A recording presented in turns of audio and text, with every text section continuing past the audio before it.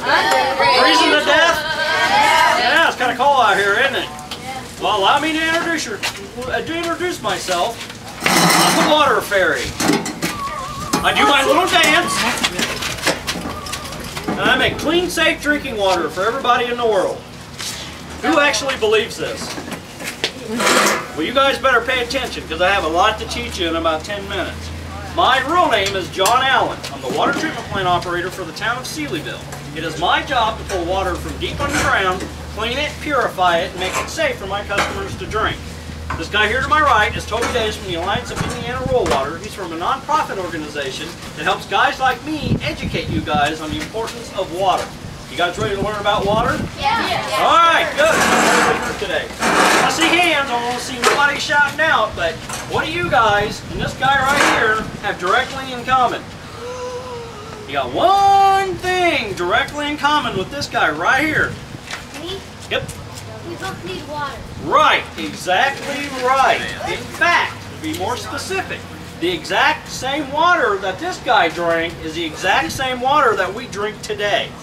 It's the exact same water when you buy a bottled water. It's the exact same water this guy was drinking. The water that you took your shower this morning with, you brushed your teeth with this morning, it's the exact same water that this guy used. So thinking about it, this guy went and ate a little dinosaur, went down to the creek, stream, river, mud puddle to wash that dinosaur on down into his stomach. That's the exact same water that we use to make our Kool-Aid with today. It's the exact same water. Now think about that. This guy drooled a little bit onto the ground. You know what that means? Water. We're drinking dinosaur drool. Oh, that's cool, isn't it? I think it's awesome. We're drinking dinosaur drool. In fact, yesterday when I was trying to give this talk, we were getting dinosaur drool all over us. It was raining yesterday, and that was raining dinosaur drool. To me, that is just totally awesome. Well, to kind of describe why dinosaur drool is now falling on us, I'm going to turn it over to Toby. He's going to take it a little further. So how much new water does the Earth make each year?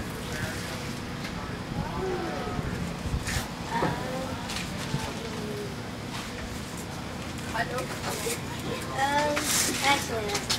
Down there, you guys? Exactly right. We're not making new water. We're constantly reusing the same water over and over again. The fresh water that we have on Earth is the only fresh water we're ever going to have. We don't have the ability to make new, fresh drinking water. So it's very important that we keep the fresh drinking water that we have here as healthy and as clean as we can. We're constantly reusing the same water over and over again. There's not a magic water fairy coming to your house to bring you water every day. We're drinking the same water that the dinosaurs drank millions and millions of years ago. Like I said, we're constantly reusing that water over and over again in what's called the water cycle. We have a poster up here that kind of explains that. What happens is, like yesterday, it was raining. When that rain falls on the ground, some of it goes into the soil where the plants and trees take it up. Some of it runs over onto the ground and makes a little puddle. What happens to that puddle of water when the sun comes out? In the back. Yellow. Well, it turns to vapor. Evaporates up into the sky, right? What happens to it when it's in the sky? Oh. Yeah. Comes back down as rain, right? It starts to cool down and it rains again. That water either falls on the ground where it goes into the soil, or sometimes it piles up on the cement again. What happens when a dog comes over and drinks that puddle of water and he kind of drools a little bit on the ground? What happens to that puddle of drool when the sun comes out? Back. It evaporates. Evaporates up in the sky, and the whole process starts over again. So we're not making new water, right? We're constantly reusing the same water over and over again. How many folks live out in the country or have grandparents or family that live in those country? You ever walk around the yard and see a pipe sticking out of the ground? It kind of looks like this. Yes. What do you think that pipe is? White. Well, what's that pipe called?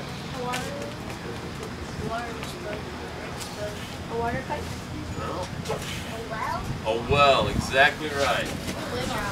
Here in Vigo County, we get our drinking water from way under the ground, and we use a well to get that up out of the ground.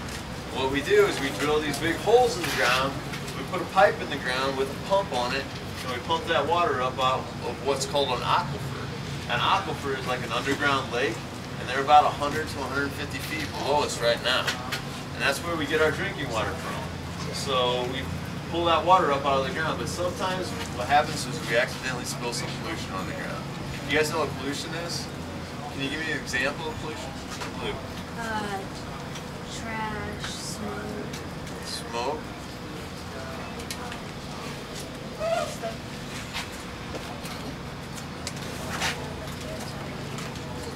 Trash, yeah. Stuff that comes from factories. Factories, the pollution in the factories, yeah. By WMS. Or not. Gas. Gasoline's a good one, yeah. The black. Oil. Oil's another good one. She took yours. Chemicals. Some chemicals can be good, some are bad. So paints and oils, gasoline, fertilizers and pesticides. If we all dump that in one spot, that can be a pollution, and that's what happened here. We dumped all this pollution, all this red stuff onto the ground. You can see how it's made its way through the soil, over to our aquifer where our well's at.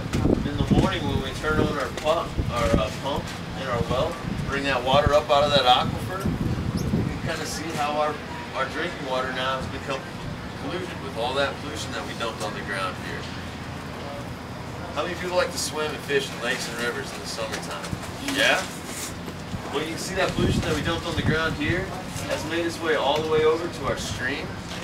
Would you want to swim or fish in a stream that's been polluted with red pollution? No? So it's very important that we always recycle our old paints and oils. We just never dump that on the ground. And especially keep the area around our wells clean, because once that water becomes polluted, it's very hard and very expensive to get that pollution out. And that's what John does every day. He has a hard job of taking the water out of the ground and making sure that it's safe and healthy for the community of Sealyville to use. John, you want to tell us how you do it? Actually, like Toby said, I have wells. In fact, I got 3 wells where I work at. They're 123 feet deep. I pull 1,100 gallons a minute out of the ground, actually send it through a chemical process that makes all this red stuff very sticky. And then I send it through a filter, so when it goes through that filter, all the red stuff stays behind, and all you got coming out of the filter is clean, safe drinking water. I then add more chemicals to that water that keep it safe as it travels through the water lines, sits in the water tower, so when my customers turn on their faucet, they got clean, safe drinking water. Alright, how many of you guys got pets? How many have dogs? You walk your dogs? Yes. What do they do when you walk your dog? They pee. They pee, and what else do they do? Poop, that's exactly right. Yeah, is that a pollution? Yes, pollution is that kind of pollution is very bad. In fact, the Otter Creek is contaminated with what we call E. coli. E. coli is a virus that lives in poop. Dog poop, goose poop, cow poop, horse poop, human poop. If it poops, it's got E. coli in it. Well, if you let this sit on the ground, it will actually wash when it rains into the creeks, the streams, the lakes, and that can actually get into the ground. And if somebody would actually pull that from the ground and drink it, they could get very sick and possibly kill them. That's why we're educating people on pick up your dog poop, because that is a pollution. And if you pick that up and throw it away, it's going to go to a landfill where it's going, and it has a very little chance of actually getting back into our groundwater.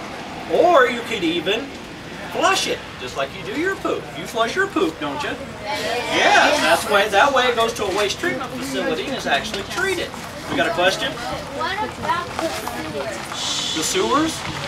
Yes, that goes to a waste treatment facility that actually cleans all that out of there, so when they discharge into a lake or a stream, it's cleaner and no poop is in it. So, now, how many live in the country? And you're on a well, you have one of these in your front yard? Most people that live in the country are on what we call septic tanks, which means when you flush your toilet, it goes to a tank that sits out in your backyard, and it kind of, all the poo settles to the bottom, and water comes out and goes back down into the ground. Now, if you got one of these in your front yard, and you got your septic tank in the backyard, could what you flush down that go right back into your water? Yeah. Yeah, so you want to watch what you flush, right? I got a homework assignment for all of you, even your teacher. Go home and find out where your water comes from. Know where your water comes from. If it comes from that pipe out front, find out. If it comes from a municipality, find out where they get their water from. Because the more you know about your water, you can help protect it. Thanks, everybody. Thank you. You're welcome.